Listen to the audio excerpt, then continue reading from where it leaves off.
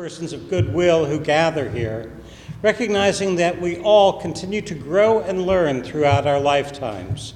We especially welcome and stand with LGBTQ plus persons, even as we seek to welcome all persons of every age, ability, status, color, and ethnicity. We strive to make our community a place of peace and acceptance, love and nurture, even as we challenge ourselves and others to live more faithfully according to the values of Unitarian Universalism. If any families with children come in, Michaela is around here somewhere and can help with the children after we sing them out. I think we put that back in. Yeah. And then we do have a couple of announcements. Christina and Mary each have announcements. My announcement is actually related to Pledge Sunday, but it's also related to finances. And I get to be the bearer of tidings that you may consider not so pleasant as president of the Board of Trustees. In February and March, when looking at the proposed budget for the 2022-2023 fiscal year, it had come to our notice that there is, at this current time, unless we really dig deep, not just for Pledge Sunday, but also look at selling or cashing out any additional investments we potentially have, that we cannot afford a full-time interim minister, which would give us a nice cushion of a year to 2 years to find a settled minister, which is what Reverend Bob is. And that we would have a full-on search committee. We've had lots of people that I see even here today that have expressed interest in the last year to being on that search committee, because it is a long, involved process.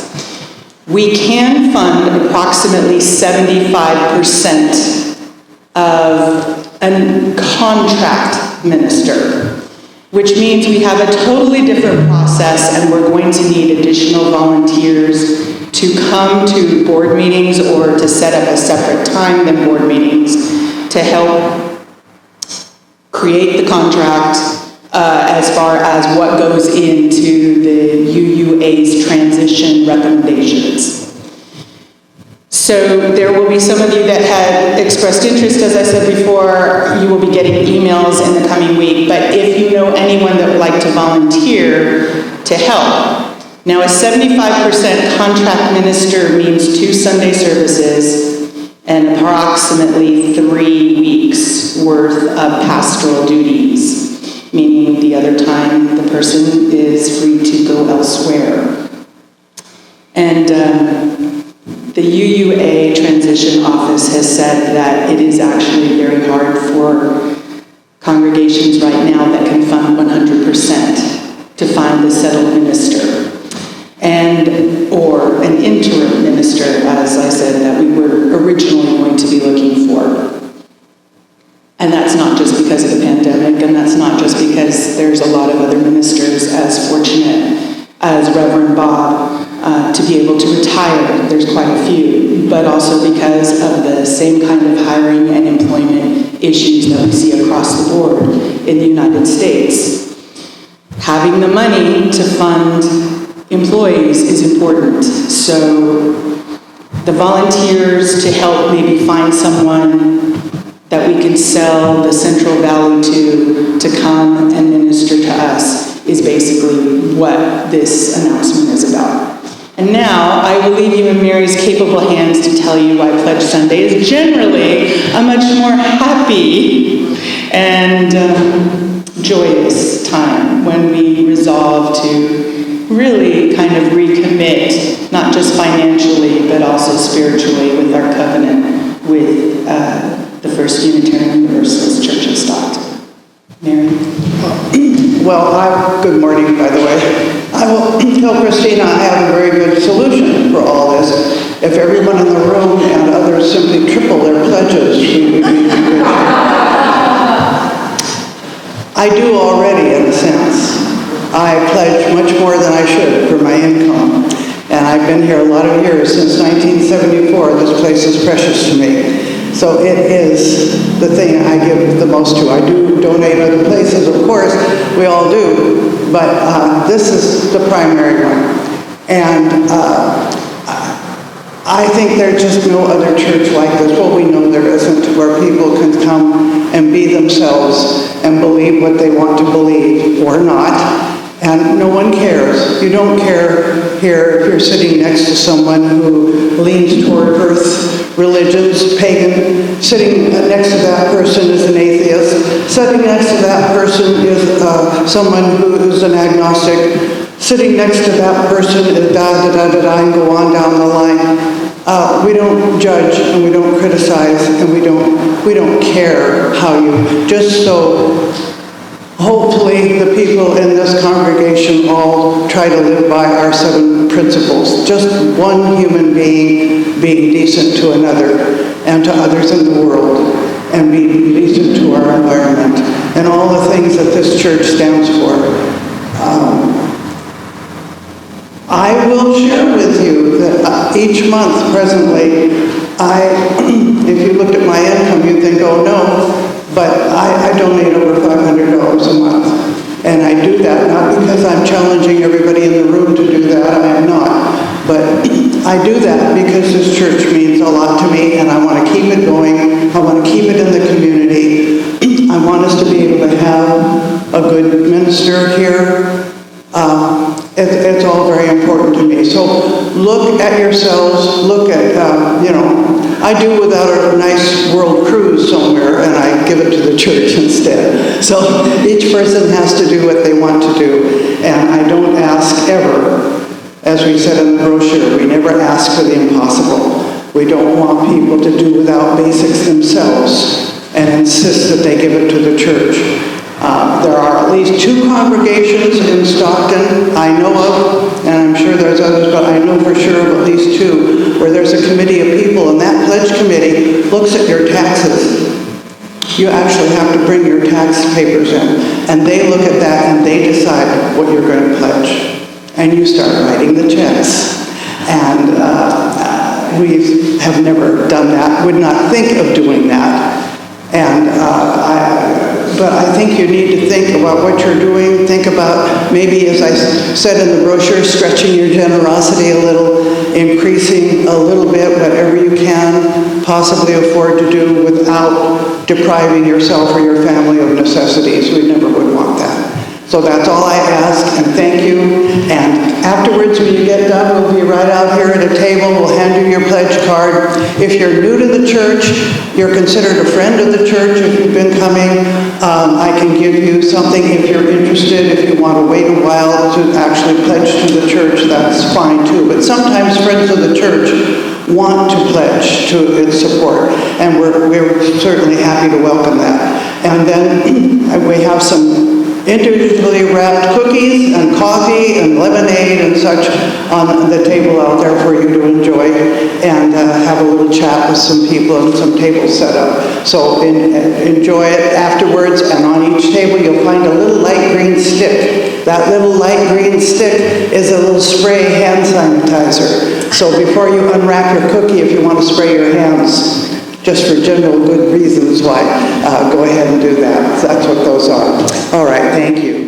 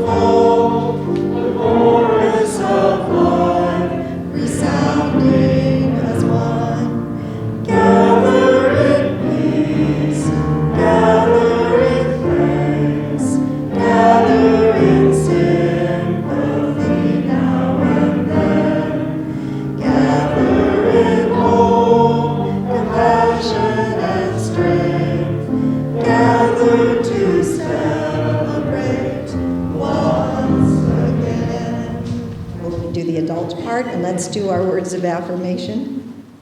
Children, We believe in love. love is the only doctrine of this church. We believe in truth. The quest for truth is our sacrament, We believe in helping others. and service is our prayer. We believe in the sacredness of life. To dwell together in peace, seek knowledge and freedom, serve humanity in fellowship, and cherish the earth and its creatures. This do we covenant, each with the other.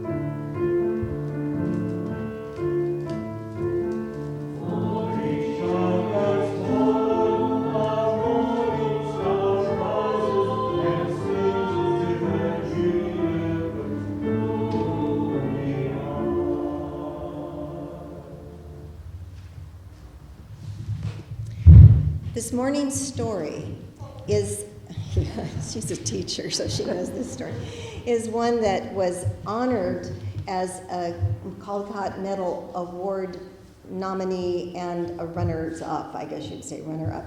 It's in 1982 for the Best Children's Picture Book of the Year.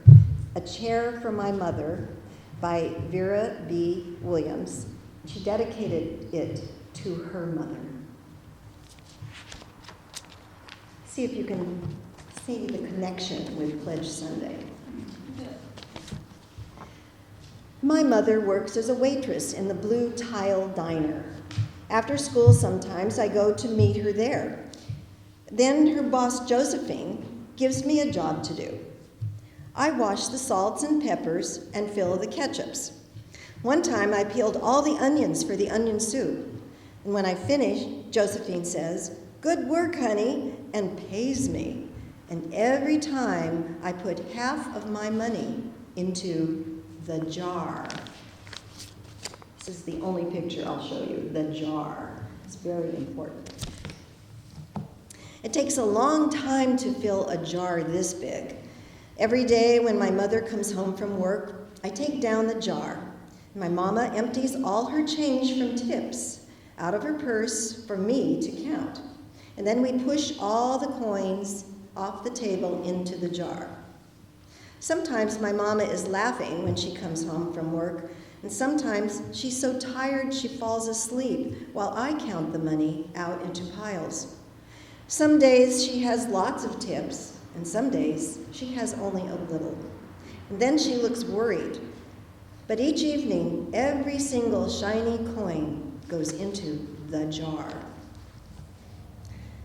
We sit in the kitchen to count the tips. Usually Grandma sits with us too. And while we count, she likes to hum. Often she has money in her old leather wallet for us. Whenever she gets a good bargain on tomatoes or bananas or something she buys, she puts by the savings and they go into the jar. When we can't get a single other coin into the jar, we are going to take out all the money and go and buy a chair. Now, I said I wasn't going to show any pictures, but this is the chair this little girl envisions. You have to have a dream. Yes, a chair, a wonderful, beautiful, fat, soft armchair. We will get one covered in velvet with roses all over it. We're going to get the best chair in the whole world. That is because our old chairs burned up. There was a big fire in our other house. All our chairs burned. So did our sofa, and so did everything else. That wasn't such a long time ago either. My mother and I were coming home from buying new shoes. We came around the block. Right outside our house stood two big fire engines. I could see lots of smoke. Tall orange flames came out of the roof. All the neighbors stood in a bunch across the street. Mama grabbed my hand and we ran. My Uncle Sandy saw us and ran to us. Mama yelled, "Where's Mother?" I yelled, "Yeah, where's my grandma?" My Aunt Ida waved and shouted, "She's here, she's here. She's okay. Don't worry." Grandma was all right. Our cat was safe too, though it took a while to find her. But everything else in our whole house was spoiled. It turned to charcoal and ashes. We went to stay with my mother's sister, Aunt Ida, and Uncle Sandy. Then we were able to move into the apartment downstairs, and we painted the walls bright yellow. The floors were all shiny, but the rooms were very empty. The first day we moved in, the neighbors helped. They brought food, I'm paraphrasing to save time, food and even some items that we needed. My mom's boss, Josephine, brought pots and pans, silverware, and dishes from the diner. One neighbor brought a table and wooden chairs that he didn't need anymore, and another brought a bed that the children had outgrown. And my aunt made bright red and white curtains. Everyone clapped when my grandma made a speech. "You are all the kindest people," she said, "and we thank you very, very much. It's lucky we're young and start all over." That was last year, but we still have no sofa and no big chairs. When Mama comes home, her feet hurt. "There's no good place for me to take a load off my feet," she says. When Grandma wants to sit back and hum and cut up potatoes for dinner, she has to get as comfortable as she can on a hard kitchen chair. So that is how come Mama brought home the biggest jar she could find at the diner, and all the coins started to go into that jar. And now the jar is too heavy for me to lift down. Uncle Sandy gave me a quarter, and he had to boost me up so I could put the quarter into the jar.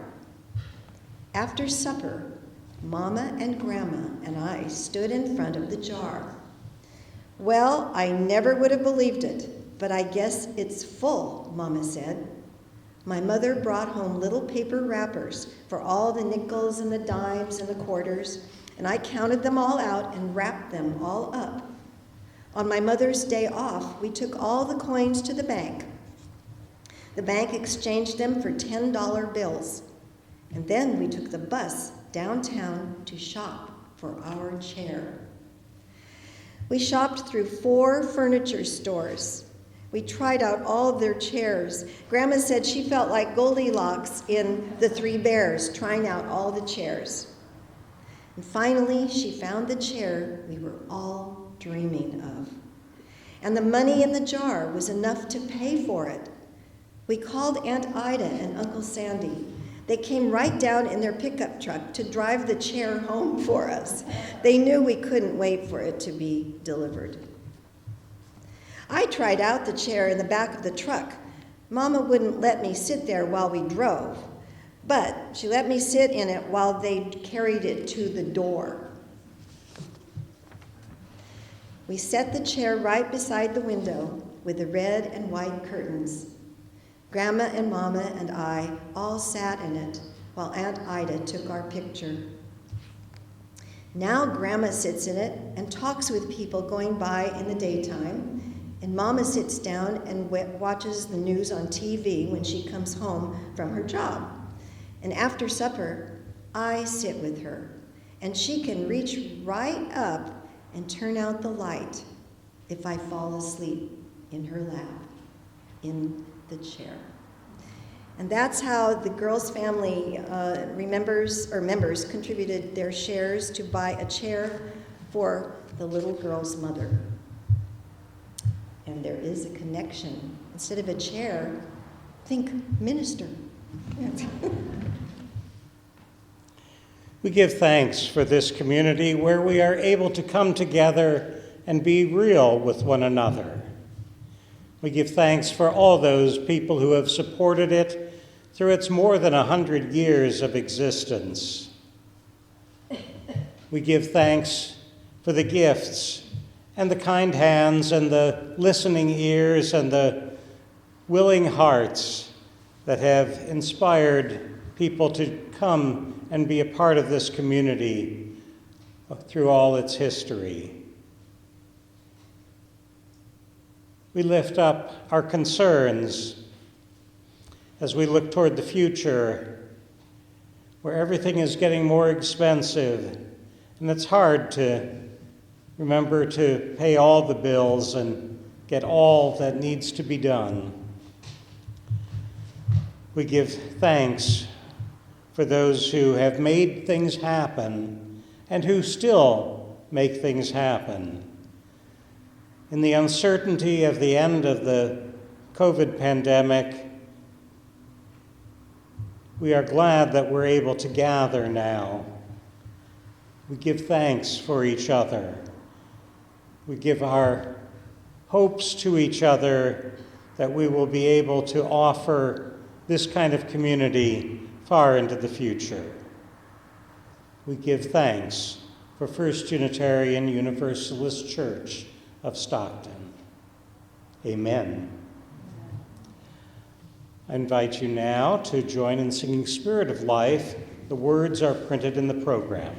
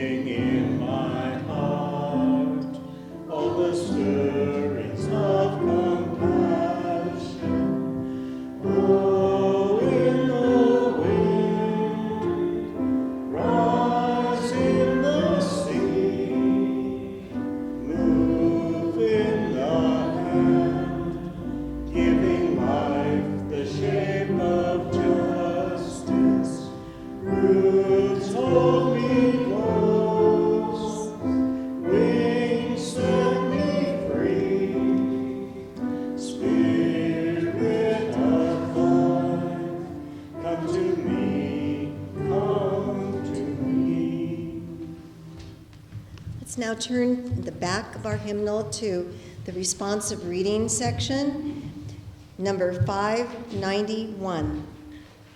I call that church free. I'll start with the regular font, and you respond with the italicized words.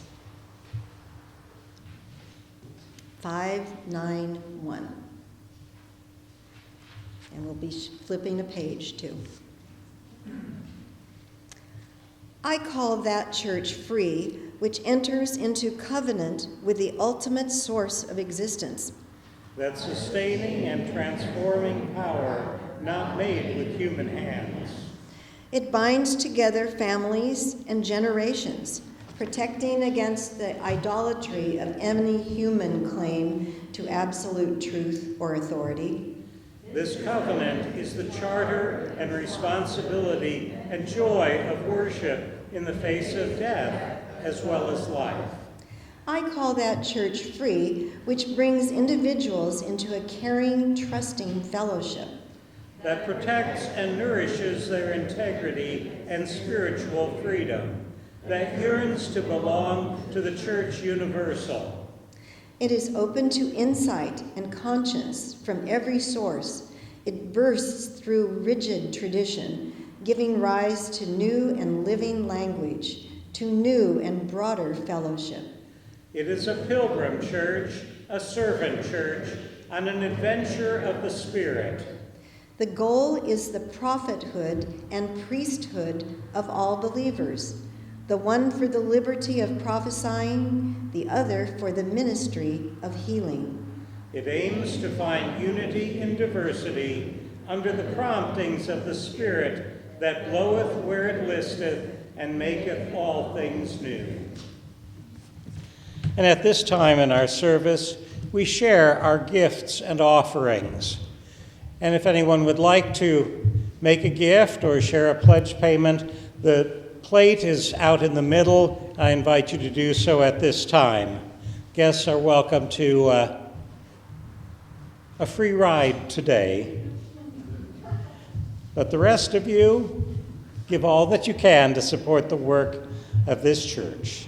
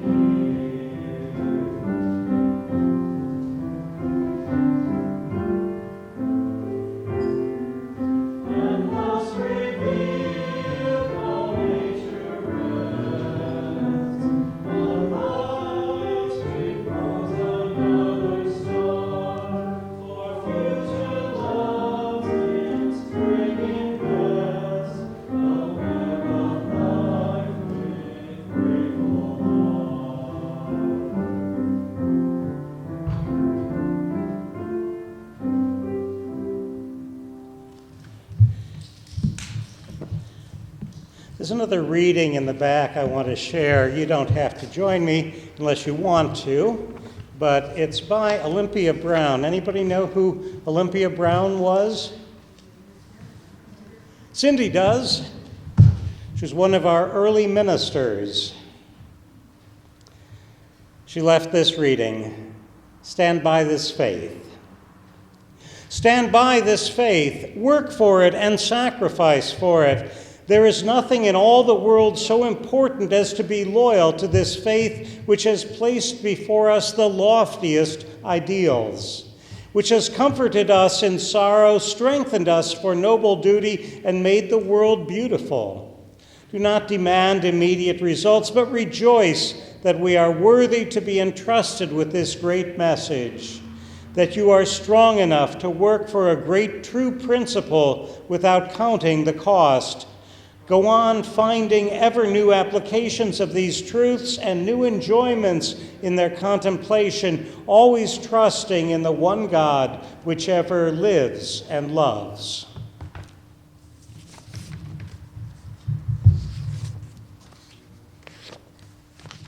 Sermon on the Amount. With a little bit of luck, this will be my last Pledge Sunday sermon. I didn't go back to count, but it feels like this is about my 97th Pledge sermon. I've never much liked asking for money, especially since a good share of it goes to pay my salary. I guess it's not quite panhandling, but I don't remember this being emphasized much in seminary. I've come to understand that it is necessary, but it still tastes a bit like cod liver oil. Unfortunately, while cod liver oil has been replaced by many more effective cures for what ails us, money still makes the world go round and pays the electric bill. This year, since I'm retiring, I don't feel quite as much of a personal stake in this in one way, but I sure would like to see things go well for you all as a church. The board already decided that based on recent pledging trends, the church can only afford a part-time minister and has asked for a 3/4 time interim. Since a lot of us ministers are retiring, that will make it harder to find a minister. So it probably is a good idea for you all to be working on your own sermons. You know, the idea has been around for quite a while that we all have one sermon inside us. Those of us professionals just repackage that one sermon for weekly use. I may have to come up with a couple more ideas so I can write a book after I retire. I believe I have mentioned at least once or twice that I had a UUA stewardship consultant in the church in Little Rock who kept telling me that the annual pledge sermon is always the Sermon on the Amount. I know I've used that a few times, and it makes me chuckle a bit as I remember Dave, who was good-hearted and generous, if sometimes a bit too blunt. I won't report what his ex-wife said about him, but that's a different matter entirely. But anyway, in his memory, I do call this the Sermon on the Amount. Now, of course, within UUism, we don't want to be as specific as to ask for a tithe, that would be 10%, or to tell anyone what they should give, a lot, or whether it should be figured off net or gross, before or after taxes. We certainly wouldn't ask you to bring in your 1040s, even though other groups might do that. We would only dream about what we could do with a full tithe, but never expect it. Sometimes I do wonder what would happen if we were actually a bit clearer about things we do and don't believe, what we do and don't need. We try to accept everyone, but not quite all beliefs. We are still mad at Christianity, but our roots are in that tradition. We do get excited about parts of many other traditions, but we don't agree on much about who we are and what we believe. Today we don't fight, I mean verbally disagree, as much as in the old days. General assemblies are so tame now, they would get boring if we weren't tripping all over ourselves to be politically correct and fully woke. We've been striving to especially welcome anyone who is LGBTQTNIAARY or Z, and anyone who identifies as BLHAAAPI, or less specifically as PC. But since the vast majority of us are just plain vanilla, we have trouble keeping track of all the letters and either mob or ignore anyone who comes in who's a little bit different. They used to say that consistency was the hobgoblin of small minds, but that's probably not PC in regard to hobgoblins anyway, so never mind.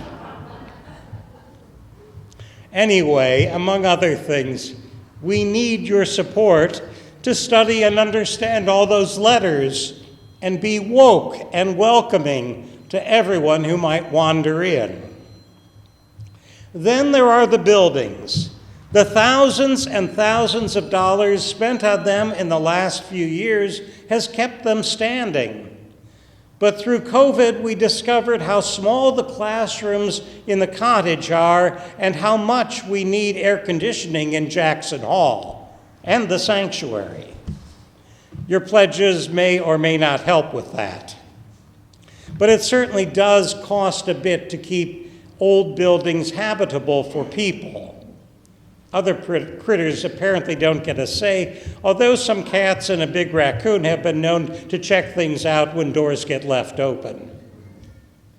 We've also been working on security. Have you noticed the nice new gate outside the door to the sanctuary that we never use? It turns out that has been a popular place for homeless folks to set up camp. So we made that much harder. And in case any of them get the idea of camping on the grass, we've removed all the grass and will soon be planting cactus. That will also help prevent expensive repairs to the sprinklers, and Cal Water gave us a grant to get rid of all that thirsty grass. That will help us to show we are ecologically woke, even if it doesn't get finished by Earth Day. I'm hoping by the time I come back to visit, you'll have solar panels on the office roof. As you look for your next settled minister, I'm sure you will carefully choose someone younger, healthier, and more energetic so that they can keep everything just the same. I actually hope you will support some new ideas, at least a few changes, and some new ways of seeing things as you move forward. If the newest strain of COVID doesn't start another cycle of closing things down, I hope you will go back to having parties, dinners, concerts, and other events that will be fun and enlightening. I would recommend that you provide complimentary tickets for the minister and his or her partner, if any. I think you all realized pretty quickly that I was more likely to show up to things if I didn't have to pay to get in, especially to provide the words of welcome. And if you do get a minister who is younger and more energetic, realize that they may not be as able to pledge as much as I have, especially if they are part-time. Remember, I went to seminary back when we could ride the dinosaurs. Today, ministers may be paying back thousands of dollars of student loans, just like any young professionals. As the pledge brochure suggested, it really is in all of your hands what happens next in the life of First UU. Part of me would like to stay longer and help you figure it out, but mostly, as they used to say, I'm just plumb tuckered out. As I may have mentioned once or twice, I'd like to see a lot more of my grandkids before they're all grown up. Oldest one's already 16. I haven't had nearly enough time to properly spoil them. Anyway, the future of First UU is really up to you. Maybe a part-time minister will be enough to keep things going at the level you are comfortable. There have been a couple times in the history of First UU when a minister was shared, but it will mean that you will either have to pay additional speakers to come in or lead half the services yourselves. Other congregations are also making decisions about going to part-time ministry because paying a full-time, credentialed, seminary-trained UU minister is at least as expensive as hiring a new teacher in the schools. And ministers do have to make payments on those student loans for 7 or more years of college and seminary. If I had to do it all again, I might decide for one of those more lucrative professions, like education or social work or truck driving. The direction you decide to go as a congregation really is in your hands. If you want full-time ministry, you'll need to increase your pledges, bring in new members, and maybe even use some of the money stashed away in reserve accounts. Over the years, the role of ministers has changed quite a bit. Quite a few of us wanted to lead studies with small groups, continuing to learn as we went along. Today, the most successful ministers seem to be powerful preachers who tell people what to do and what they want to hear. I've always liked the idea that sermons are just another form of dialogue in which the minister puts forth some ideas and gives the lay people a chance to respond. That doesn't work very well in a large congregation, and it certainly makes it harder to record everyone's ideas, even for us. Even before COVID, I knew it was a good idea to record services and make them available to newcomers and to those unable to attend, but COVID challenged us to do that on a weekly basis, and we are still struggling to make it happen. With Zoom and YouTube services, doing church is very different in a hopefully soon-to-be post-COVID world.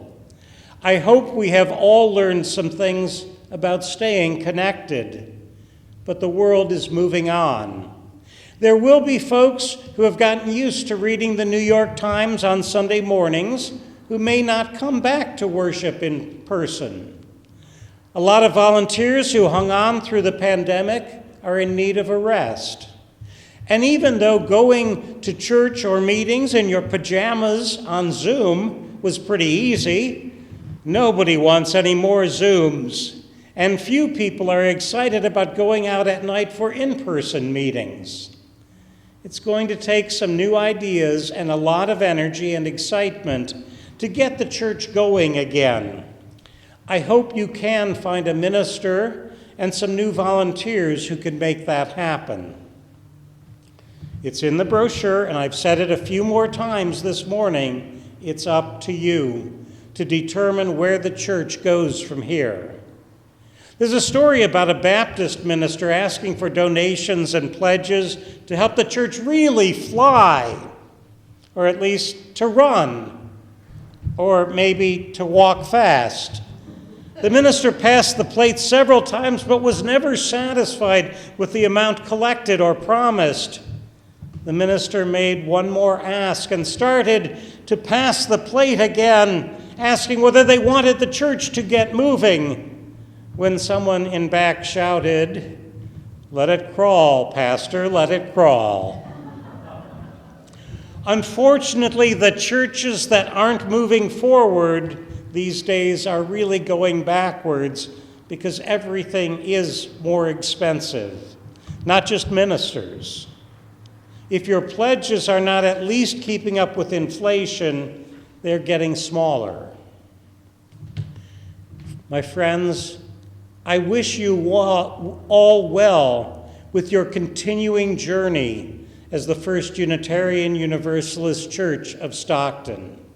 I have enjoyed our time together, and I hope you decide to commit to supporting a bright and exciting future. Figuring out how to do church soon in the future may itself be quite an exciting adventure. I look forward to hearing what comes next for you. Shalom, salam, blessed be, namaste, and amen. With our closing hymn, and it's a favorite of this congregation, I'd say, "Come Sing a Song with Me." So if you need a hymnal, it's 346. If not, Jan's going to shout out the verses. Oh, yeah? Okay. Come sing a song.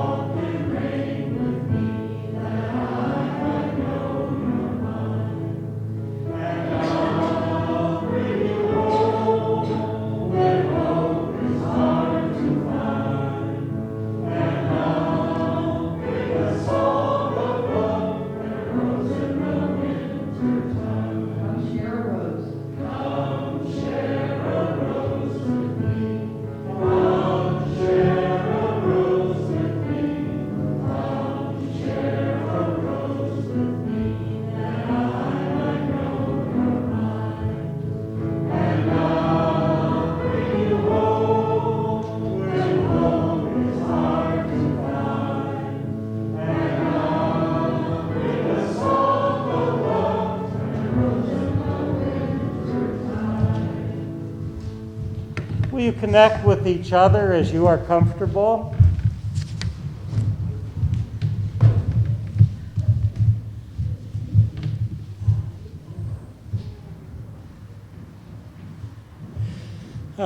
Nice to be back to where we can go all the way around again. This is good. May this congregation always be dedicated to the proposition that behind all our differences, beneath all our diversity, there is a unity that makes us one and binds us forever together, in spite of time and death and the space between the stars. We pause in silent witness to that unity. May the blessing of love be upon you. May love's peace abide with you.